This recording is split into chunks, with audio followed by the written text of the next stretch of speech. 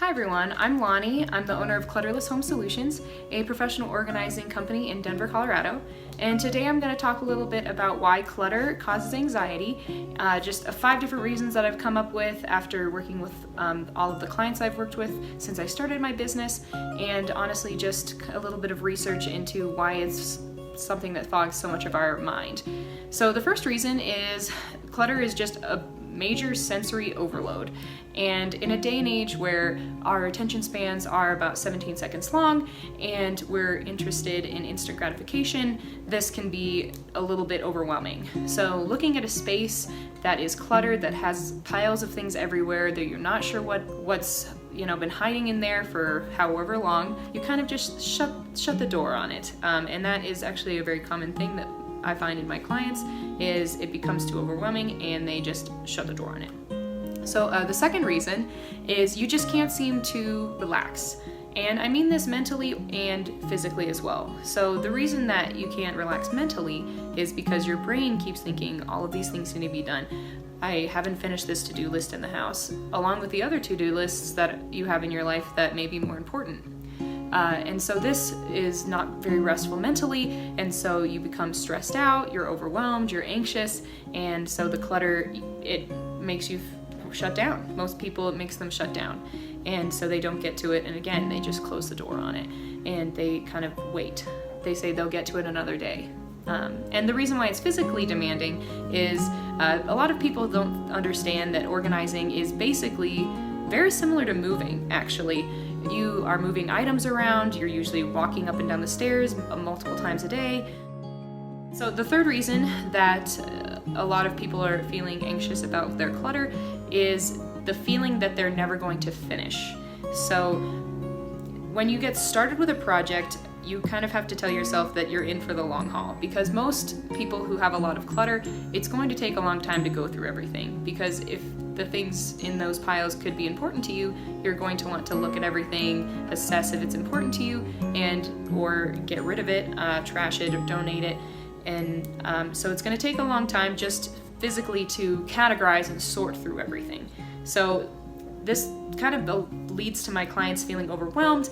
The sheer amount of items that go through can kind of overwhelm them, and they don't want to get started with the organizing at all. This kind of leads to a vicious cycle. You hide the clutter away, you stress about it, you feel overwhelmed, you give up, and then it starts all over again. So the fourth reason is there's a little bit of guilt and shame that's associated with being disorganized. I've noticed that a lot of people that want to be organized, they feel embarrassed to show me their space, when really this is something that is very common. Pretty much everyone needs a little bit of organizing, and it shouldn't ever be something that is put, judged or associated with shame or embarrassment, because everyone has a different skill set. I'm good at organizing, and I just happen to be good at it, but I'm not good at cooking, and I don't feel shame because I'm not good at cooking. I just go out to eat, or I have someone else cook because it's not what I'm good at. They might be good at cooking, but not good at organizing. And so if everyone had the same gifts, then they wouldn't really be gifts, right? So that's kind of how I tell my clients to think about it. And so the last reason that organizing and decluttering can feel so overwhelming is the clutter just feels downright frustrating. And it's frustrating that every time you have to look for your keys, but you can't find them. It's frustrating that when you have to buy something that you have somewhere in the house just because you need it and you can't find it. My clients that I've worked with that have the most clutter, I've found it's a very emotional, they're very affected by the process, because it's really difficult to go through everything in your home. And it's important to do so that you can feel good in your home, because you want to live in a home, not a storage space, right? So it's a place that you can unwind, relax. It shouldn't be a place that you have another to-do list, because life is about doing the things that you love to do. So I may love organizing, and I love to organize people and help people in that way, but not everyone loves that. I'm the only weirdo who likes that. So going through the clutter, it can be really eye-opening. It decreases spending, it creates more thoughtfulness around accumulation, and it honestly just brings a great deal of relief. So I would encourage everyone who is stressed out by their clutter, who wants to get organized.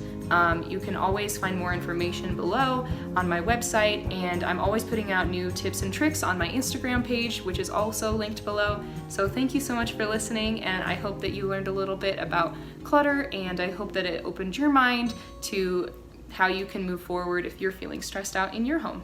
Thank you.